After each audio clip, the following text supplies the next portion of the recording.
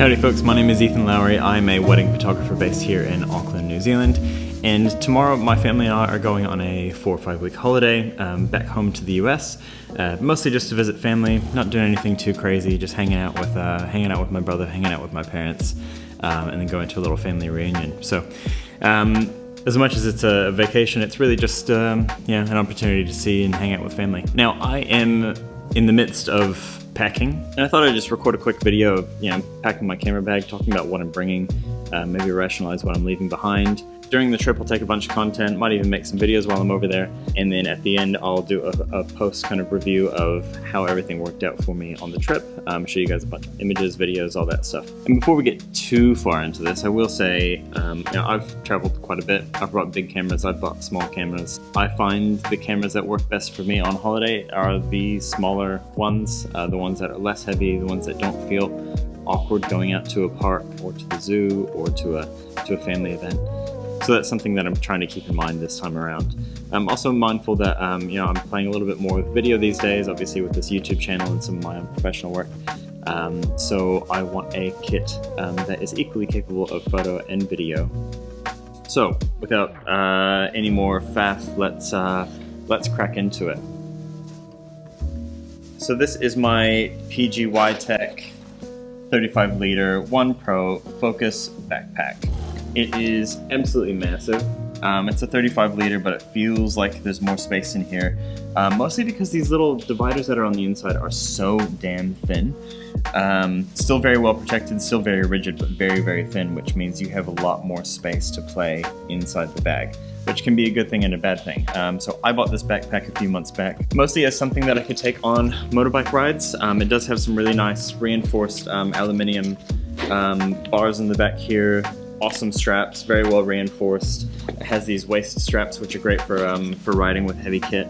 I wish the straps were removable, because on a trip like this where I'm going on airplanes and faffing around, these little straps I know are just going to get in the way. If I could cut them off easily, I would, and if I didn't think it would ruin the bag, I would absolutely do it. But I'm sure it would ruin what is not a super cheap bag. So they stay for now. And I have measured the bag out. It is perfectly suited for carry-on capability. Will fit in the overheads. It's the same size as some of our other carry-on hard case roller bags, so it should be sweet there. The bag itself is super light. It's just all the stuff that you put in it, all the stuff you can put in it, because there's so much space inside that really weighs it down. So I'm just going to pick stuff up over here on the floor, and I will lay it in the bag and chat about it as we do it. So let's start then with this little guy. So this is my, hope you can't see it, there we go, you can see a little bit of it. This is my Fuji XM5 with a little disposable pancake lens on it. This will be great for just throwing in a pocket or a purse or a bag or whatever, and taking on the go. I think my wife will probably use this more than I will. She used to really love shooting with my X100 5 and 6 when I had those. I sold those off to buy some other equipment. So this is the compromise. An awesome little pocketable camera. Don't have to mess around with autofocus, don't have to mess around with anything else, just shoot and go. It's great. Got my little Kodak H35. This is the original H35, not the H35N with the nice glass lens. This is the little plastic lens. It's a half frame film camera. When I get over there, I'll just put in some Fuji 400 or Kodak Gold, whatever I can get my hands on easily. I've used this a bunch on family vacations in the past. Have really enjoyed having it with me, so it's coming again. Staying in the film camp, I'm bringing my Hasselblad 500cm. I'll do another video on this specifically because this is a really special camera to me. It was gifted by a friend. I'll tell more about that in the actual video, but I'm bringing this with me for proper family portraits and just to have a bit of fun with film. Now into film for that Hasselblad 500cm, I've just emptied my fridge, emptied my shelf, so I'm just bringing everything that I have. I've got 2 rolls of Tri-X, 4 rolls of Ilford XB2, which I've really been enjoying recently, been shooting a fair bit of that, and a few rolls of Kodak Gold. Traveling with film at airports can be a little bit tricky sometimes. Obviously you don't want your film to go through any of the scanners, it'll ruin your film. So I have this little bag, which is actually a motorbike bag that I used to have attached to my bike, but it is the perfect size to carry film. So I'm literally just going to chuck all my film in this bag, and when I need to remove it for hand processing and stuff at the airport, I'll be good to go. I just take this one little bag out of my backpack and they can hand check it. And because all these damn boxes are so big, I'm emptying all my film out into this little bag. Yeah, here we go. So now, bag is full of film.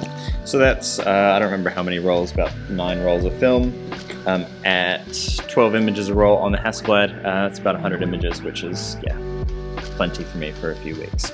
Into my primary camera for this trip then, I'm bringing my Fujifilm X-H2S with the 18mm f2 on board. Now I don't have any interesting filtration on here, literally just a little UV filter to protect the lens.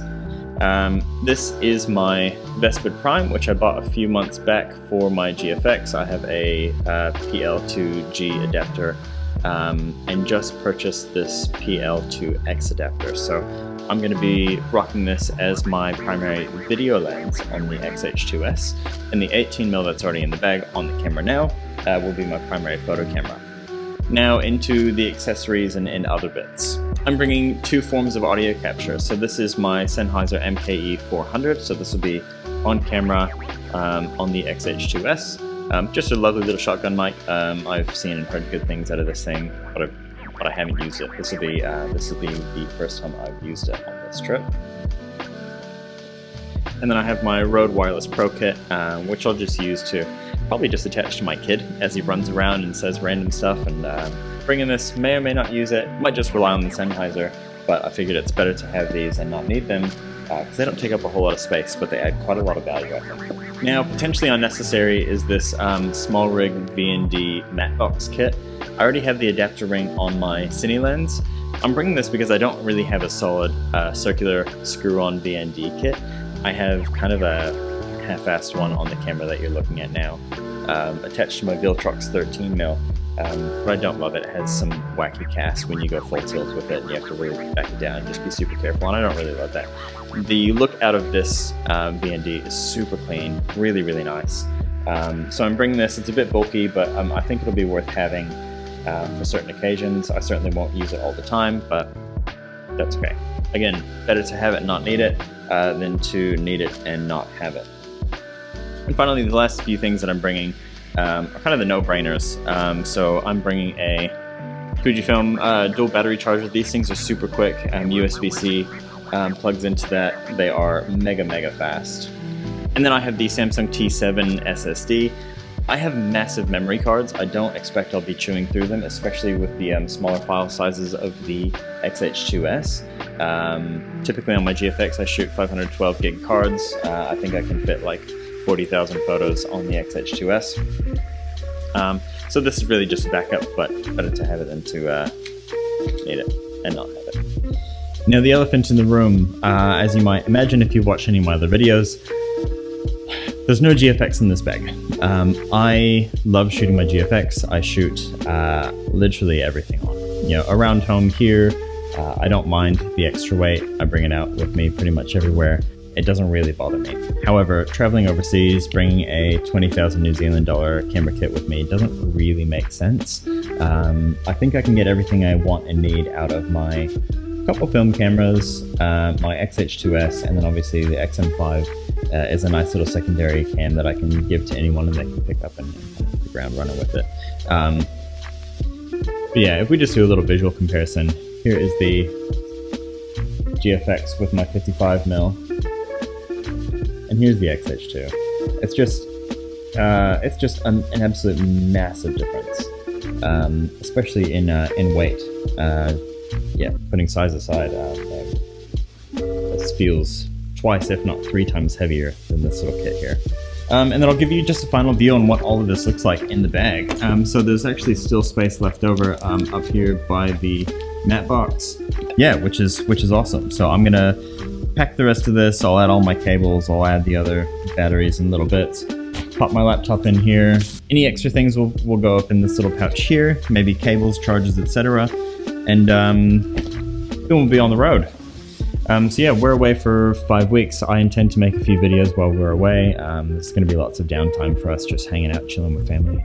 So yeah, I'm going to try to make the most of the time away from work by doing more work, which is always good. Hope you enjoyed this little pack up. And I'll check in during and after the trip just to relay how all of this is going for me and whether or not I have big regrets in leaving the big GFX at home. Thank you so much for watching. Hope you enjoyed it. Please consider subscribing if you haven't already, and I'll catch you in the next video.